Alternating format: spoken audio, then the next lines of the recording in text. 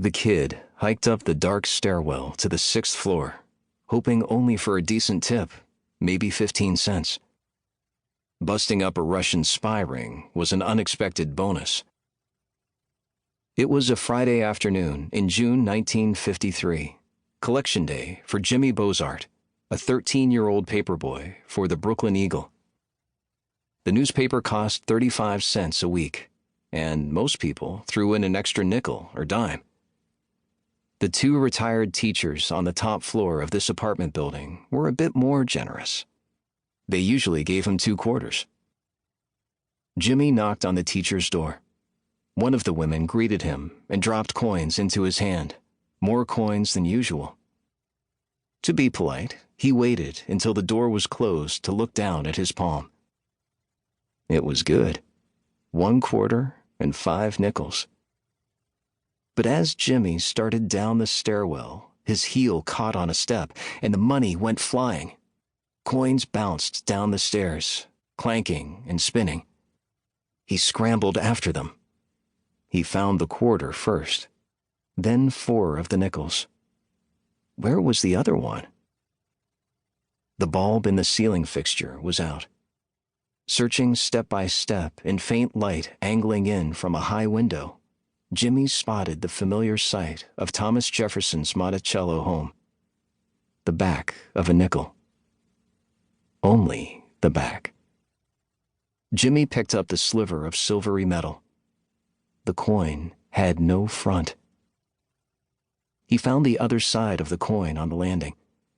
It had the usual front and smooth sides of a Jefferson nickel, but it was hollow.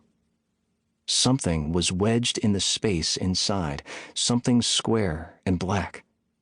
It looked like a tiny piece of film.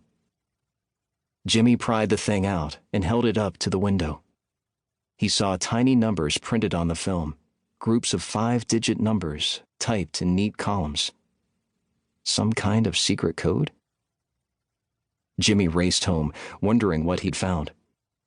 Everyone knew that Soviet spies had stolen American atomic bomb secrets during World War II. Now, with the United States and the Soviet Union locked in the Cold War, there must be new enemy spies out there.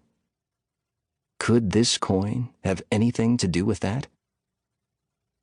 At the Bozart family apartment, Jimmy's dad studied the tiny piece of film through a magnifying glass. He had no idea what it was, or what the numbers meant. He told his son that he'd better show the strange find to the police. Jimmy thought of Carolyn Lewind, a girl in his 8th grade class whose dad was a detective. He ran to her apartment building and showed the coin and the film to Carolyn and her mother. But the detective was still at work. Jimmy dropped the coin into his pocket and left. When Carolyn's father came home, his wife told him that a red-haired kid named Jimmy Bozart had come by with a hollow nickel and some kind of coded message he'd found inside. Detective Lewind growled at her for letting the kid leave with potentially explosive evidence of espionage. He hurried to the Bozarts' apartment. Mr. Bozart didn't know where his son was. He mentioned that his wife was playing bingo at a nearby church. Maybe she'd seen the boy. The detective charged into the church and interrupted the game. No Jimmy. Lewind seized the bingo prize money just in case the nickel had somehow wound up there. He stepped outside and saw a man pushing an ice cream cart down the sidewalk. He grabbed the ice cream man's change too, just in case. Then he turned and saw a bunch of boys playing stickball in the street. He looked the kids over, one by one.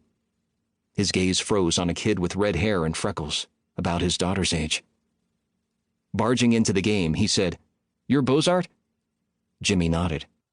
"What did you do with the nickel?" Jimmy reached into his pocket and held it out. The man snatched the coin. He pulled a nickel from his own pocket and handed it over. "So you're not out anything," the detective said. Jimmy took the new coin and went back to playing stickball.